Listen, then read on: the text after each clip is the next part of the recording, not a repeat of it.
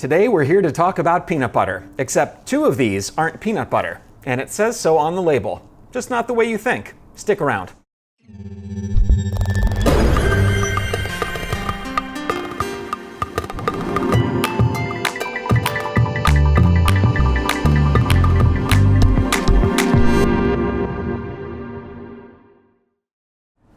I know. You probably think this is a video about organic or natural or whether you should stir the peanut butter or not, the endless debate about that. It's actually not about any of those things. It's about how all of these things, and I chose some random brands here, are in the peanut butter aisle, and they certainly look like peanut butter. But a couple of them have this little word after peanut butter that says spread. What on earth is that? The Food and Drug Administration, or the FDA, keeps a set of standards called the Standard of Identity. And the Standard of Identity dictates what something's allowed to have in it if you're going to call it something. So for example, if you want to call something sugar, the rules dictate what's allowed to be in it. If you're going to call something maple syrup or chocolate, or any of hundreds of other items, the rules tell manufacturers what is allowed to be in it to be called that thing. Now, before you go and say that, it's too much government meddling, we don't need that, I implore you to think about this. There was a time when ingredients were scarcer, and manufacturers who made things like bread would put sawdust in them and other things you wouldn't want in there. And same goes for all the other foods you eat. You really want them to only contain certain things. So you might expect that in your peanut butter you'd want mostly peanuts. Depending on what kind you want, might have some salt in there, so let's add some salt. Certain kinds of peanut butter have sugar, so let's add some more sugar.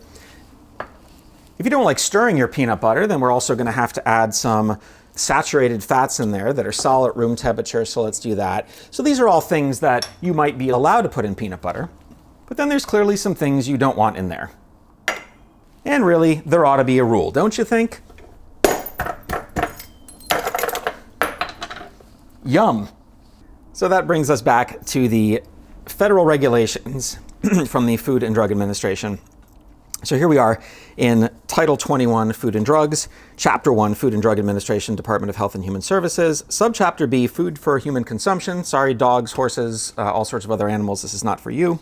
And then we enter the different parts, table of contents and headings, everything from food labeling, nutritional guidelines, infant formula, unavoidable contaminants in food for human consumption. So lots of cool stuff in here if you're a geek like me.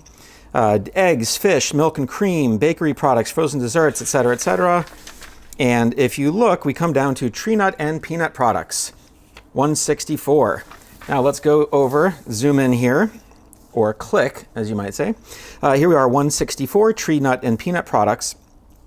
This is split into mixed nut products, shell nuts in rigid and semi-rigid containers, and here we go, peanut butter. Let's take a look. So peanut butter is the food prepared by grinding one of the shelled and roasted peanut ingredients, etc., etc.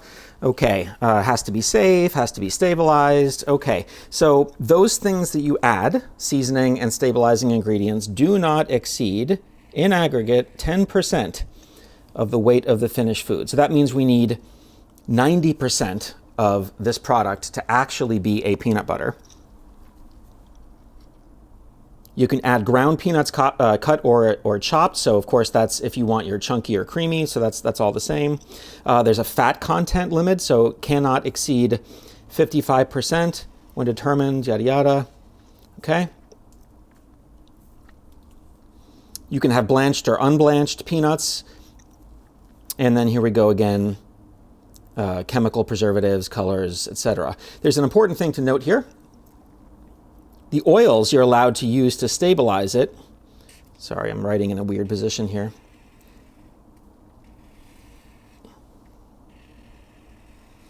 You are allowed to add hydrogenated vegetable oils and partially hydrogenated vegetable oils. Those are the oils you're allowed to add. So 90% have to be solid peanuts, cannot be more than 55% of this additional fat content, and you can add hydrogenated vegetable oils if you're making a product that people don't want to have to stir.